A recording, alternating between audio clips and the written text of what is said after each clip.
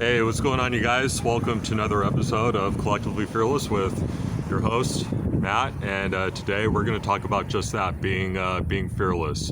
And hopefully someday soon, collectively, we can be that way. But first, I got to give a quick plug to my sponsor, Urban Boulevard. If you guys haven't checked them out yet, they're a clothing company with a lot of really cool designs for you. So if you go on their website right now and go check them out, which again is right below me, and see anything on there that you really like. And I mean, they got everything. They got a lot of really cool designs for clothes, shoes, accessories. They have all that stuff. So if you go there right now and check them out, see if there's anything that you think would be really dope and think would be something that would be really comfortable for you to wear. Make sure that you apply my promo code Matty25 to get 25% off your purchase. So that way you'll save a few bucks, and it takes a little bit of the load of off the financial stress that you might be experiencing currently. So guys, go there, apply my discount code. You know what to do. Now let's go ahead and get into today's episode. So today we're going to talk about perhaps one of my favorite subjects, fear. And the reason it's one of my favorite subjects is because I am the poster child for fear. I've had severe anxiety issues since I was really young, and some of you guys may not even realize it, because I make most of these videos, and I always appear as like kind of like the tough guy, right? As somebody who's kind of rigid, and the kind of like pull yourself up by your bootstraps, like the usual tough guy rhetoric that you've probably heard your whole life, right? Especially for those of you that probably grew up with really tough dads or really tough brothers or really tough uncles. You know exactly what I'm talking about. But I feel anxiety like I think most people do. And in fact, I struggle with severe anxiety. I mean, anxiety to the point where sometimes it cripples me. Like sometimes, especially when it comes to people. Like if I'm experiencing like maybe like for whatever reason, like I'm just in some kind of funk, and I just don't want to be around other people, and just don't want to be around possible negativity or judgment. I tend to like not want to leave my house. I just want to escape back to my shell and just stay there, because it's safer, right? It's more comfortable, and that's what most people do when they start to feel a lot of anxiety start to creep in. And when you feel extreme anxiety, what happens usually? Well, you start to get goosebumps. You start to just have this deep gut feeling that makes you want to throw up, right? Or sometimes makes you almost pass out. And I've definitely had that. I do struggle with severe anxiety, like sometimes to the point where I can't do anything. It's impossible for me to initiate on things that I know I really need to get done. But anywho, let's go ahead and dive right into the subject, because I know a lot of people struggle with severe anxiety, especially now as of late, with everything that's going on in our world, the economy, the inflation that's gone up 7 to 8%. And people are struggling with that. People are struggling with it's either financial stress, which that's a big one right now among our population. There might be underlying health issues that people might be experiencing right now. Just all kinds of things. And so it's no wonder why anxiety is through the roof, depression is through the roof, and even suicide is suicidal thoughts. And attempts at suicides, and just things like that. But let me go ahead and just give you guys my take on anxiety personally, because anxiety doesn't necessarily always have to be a bad thing. In fact, fear often propels people to go out and take certain actions that they need to move their life forward. Anxiety is that light. It's that fire lit under your ass to get you to go to get going and to tell you to move, because you need to move. And I don't think the majority of our population, including me, especially me, will even take one step out our front door if we didn't feel any kind of anxiety start to creep in.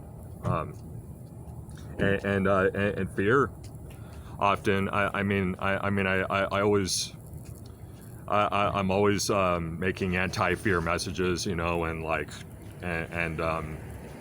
always place a strong emphasis on not letting fear dictate every action, every move that you make throughout your life, because again, it can cripple you, right? It can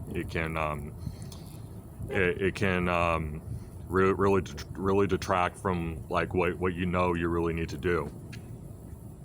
So that's why fear is bad. Why fear is good is that it's like a survival mechanism. That's how people are able to survive. That's how people are able to move as quick as they do. Especially if you're a military vet, you know exactly what I'm talking about. Especially if you, I'm not a military vet personally. Never served a day in my life, but for those of you especially those of you that have been on the front lines, you probably have felt a decent amount of anxiety pumping through your veins. And just those butterflies in your stomach, not to mention the fact that your life can end at any point in time. It could be tomorrow, it could be 5 minutes from now. And from what I've heard from military vets, that have been on the front lines, they've had to make peace with that. It's been a really tough pill for most guys like that to swallow when they're on the front lines, when they can know when they know that at any they can be automatically just snuffed out, and their lives could be taken. And let me just on my experience personally.